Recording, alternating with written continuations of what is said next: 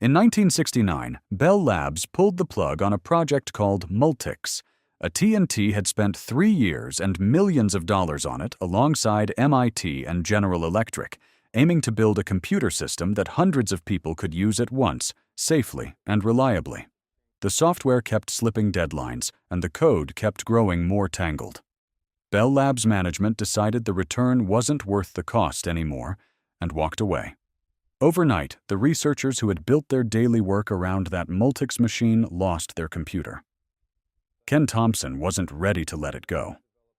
On the Multics system, he had written a small game called Space Travel, where you piloted a ship through the solar system and tried to land on the moon without running out of fuel. When Bell Labs cut the project, his game had nowhere to run. He tried porting it to a mainframe called the GE635, but the computing time cost roughly $75 an hour, and management noticed fast.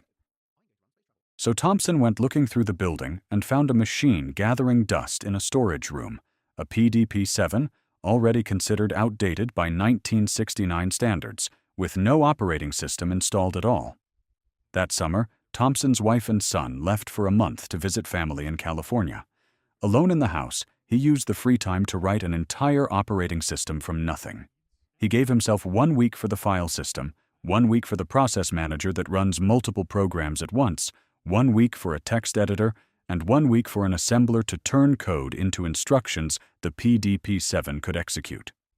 When his family came home a month later, he had a working system on a machine nobody else in the building wanted. Dennis Ritchie, a colleague from the old Multics team, joined him soon after to help extend it. They needed a name.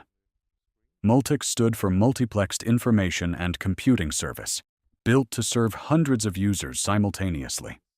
Their new system did the opposite on purpose, a small, stripped-down machine meant for 1 or 2 people at a time. Someone in the lab called it Unix, a pun on the acronym. The spelling settled into Unix within a year or 2. Right now, that joke of a side project sits underneath most of the computing world. Linux servers run the cloud data centers behind Google, Amazon, and Facebook. Android phones carry a Linux kernel into more than 2.5 billion pockets. Every Mac and iPhone runs on a kernel descended from the same family.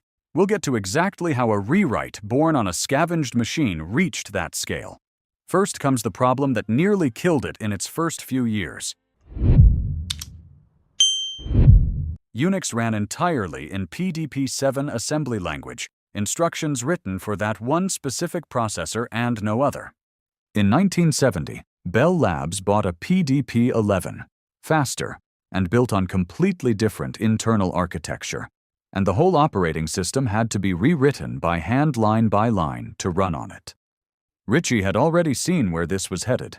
Every new machine on the market would force another full rewrite, forever, with no end in sight. His answer began with a language called BCPL, built at Cambridge University for writing compilers. Ritchie trimmed BCPL down into something leaner he called B, then kept adding pieces, data types, structures for grouping related values, pointers that could describe memory addresses directly the way assembly could. By 1972, the language had grown enough to earn a new name, C, the letter that came after B. In 1973, Thompson and Ritchie did something almost nobody in the industry believed would hold up. They rewrote the Unix kernel itself in C instead of assembly. The accepted wisdom at the time said operating systems had to sit close to raw machine code, or they would run too slowly to be usable. Unix rewritten in C ran fast enough to make that wisdom look wrong, and it gained something assembly could never offer. To reach a new machine, you recompiled the code instead of rewriting it from scratch. One legal detail mattered nearly as much as the engineering. A 1956 antitrust consent decree barred AT&T from selling software as a commercial product, a condition of keeping its regulated telephone monopoly intact. Bell Labs couldn't turn Unix into a business, even if executives wanted to. So the company licensed the complete source code to universities for a few $100s, a licensing fee low enough that computer science departments across the country could get a real, functioning operating system to read line by line and rebuild however they wanted. Berkeley received its tape in 1974. Graduate students there, including a programmer named Bill Joy, started patching bugs, adding features, and eventually released their own branch called the Berkeley Software Distribution, BSD for short. Students at other universities did the same on their own campuses. An entire generation of programmers learned operating systems by reading actual production source code, something impossible on the closed proprietary systems that IBM and Digital Equipment Corporation sold at the time. After the 1984 breakup of AT&T's telephone monopoly, the licensing restriction disappeared, and AT&T finally tried selling Unix directly under the name System V. By then, other companies had already built their own versions from the same source.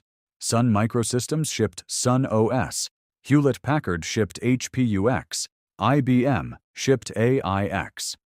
Through the mid-1980s, these variants competed and drifted apart from each other, a period the industry still calls the Unix Wars, and for a few years it looked like the fragmentation might tear the whole ecosystem apart. In the middle of that chaos, the American National Standards Institute stepped in and standardized the C language in 1989, a version known ever since as C89 or ANSI C. Whatever was happening to the dozen competing operating systems built on top of it, the language underneath became the one thing every vendor, every university, and every competing company had already agreed on for over a decade.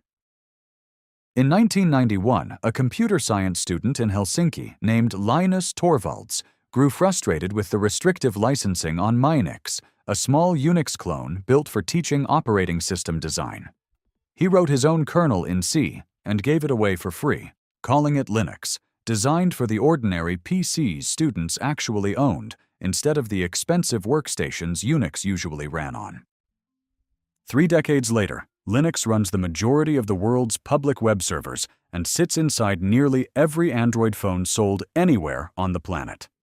Microsoft's Windows NT kernel, designed starting in 1988 under lead architect Dave Cutler, was written largely in C as well, a completely separate lineage that ended up leaning on the same language for the same reasons. Apple's modern operating systems trace back to a BSD-derived core called Darwin, also written in C, running underneath every Mac, iPhone, and iPad since 2001. Past these headline systems, the language sits inside home routers, car engine control units, pacemakers, and factory equipment, anywhere code has to run close to the hardware without locking itself to one specific chip. Even Python's reference interpreter and large parts of Node.js are themselves written in C, underneath whatever language a programmer types on the screen.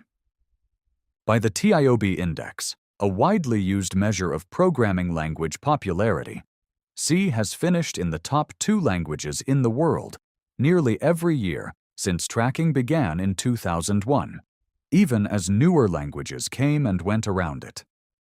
Industry estimates put the share of the world's software that ultimately runs through C-derived code, whether in a kernel, a driver, or a runtime, somewhere above 80%. That dominance is now getting pushed back on for the first time in decades.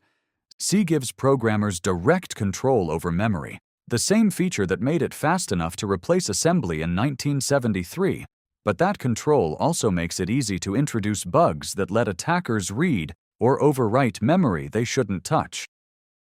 In February 2024, the White House Office of the National Cyber Director published a report urging developers to move critical software away from memory-unsafe languages like C and C++ toward memory-safe alternatives. In 2022, the Linux kernel accepted Rust as an approved language for new drivers, the first real challenger to C's exclusive hold on kernel code since Torvalds started the project in 1991. Even with that opening, the core of Linux, tens of millions of lines built up over 3 decades, remains C, and nobody has proposed rewriting it. Dennis Ritchie died on October 12, 2011, 1 week after Steve Jobs. Jobs' death made front-page headlines around the world for weeks, with tributes from world leaders and candlelight vigils outside Apple stores. Ritchie's death barely registered outside programming forums, even though the very phone people used to share their grief over Jobs was running an operating system built from ideas Ritchie had worked out decades earlier at a lab most of those mourners had never heard of. In 1983, Thompson and Ritchie had jointly received the Turing Award, computing's highest honor, for the creation of Unix, one of the rare moments either name reached an audience outside the field. Two engineers rebuilt an operating system on a discarded machine just to keep playing a spaceship game, and the language they invented along the way ended up running underneath nearly everything built after it. Thanks for watching, and I'll see you in the next one.